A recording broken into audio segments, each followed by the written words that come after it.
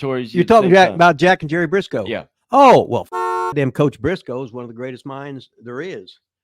And Jack Brisco was so good, they made him the NWA heavyweight champion. And I remember watching when Muhammad Ali fought Inoki. Yeah. And then they had matches piped in, and I watched Jack Brisco against Dory Funk Jr. And I said, holy shit, I'd never seen a match so good like that. It was just fucking great. And then, but anyway, yeah, Jack Brisco is one of the greatest works of all time. And then they had the Brisco Brother Body Shop, which I do have the Brisco Brothers Body Shop T-shirt. Not on me today. I got the Nick Wayne shirt on right here that his mother sent me. You know, the 6'2" mother of 6'2" Nick Wayne, the 18-year-old in AEW Superstar, wrestled before 80,000. And I'm trying to figure out Back to the question. Did you ever wrestle with the Briscoes? That was the question. No. Were they, how much older were they? They're older. God. Like a lot older? Yeah.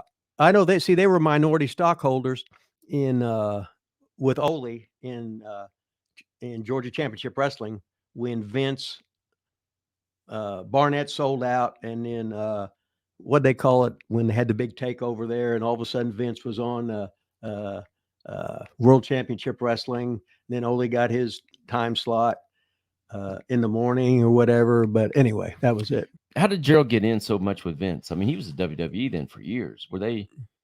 He just bring him in to wrestle, and then turned. The Brisco brothers were legendary from Oklahoma State. Yeah, as amateur wrestlers. Correct. They got the cauliflower ears, the busted nose gimmick, whatever, blah blah blah, and they got a good concept on the building or on the business. They always just saved their money. They saved their money and they bought stock in Georgia Championship Wrestling.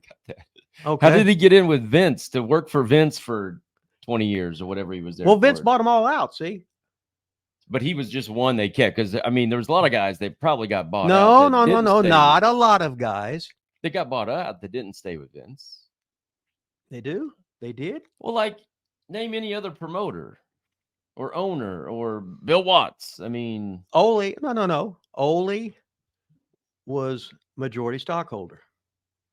He got bought out. Barnett instigated the thing because Ole cut Barnett.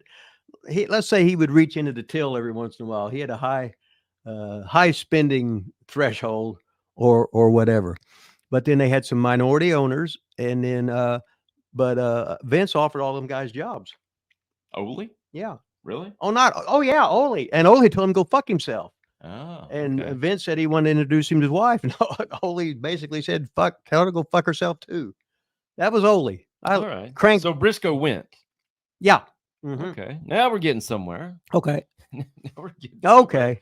So did you know Brisco? When did you first like know Brisco? Was it when you just met him recently at these things? Yeah. When you were working for WWE as a trainer, yeah. Was Brisco there then? I think he was there, but he never come down. You never really did much with him? No, They would just send guys down to check on me, see what the fuck I was doing. Oh, you know what? I know he was working there because I remember I was in your class, and I remember he was recruiting. He was like a recruiter. He was sending some amateur wrestlers. That's when, and they would come and usually didn't stay or whatever. But yeah, that's when they were they wanted the amateur wrestlers. Yeah, because they knew they liked some kind of wrestling. They knew they were in shape. They knew they could take discipline. So that's what they focused on for a while. Big gold and a billfold, so swole that I can't get the shit closed. So I money fold and rubber band wrap, and when it pops.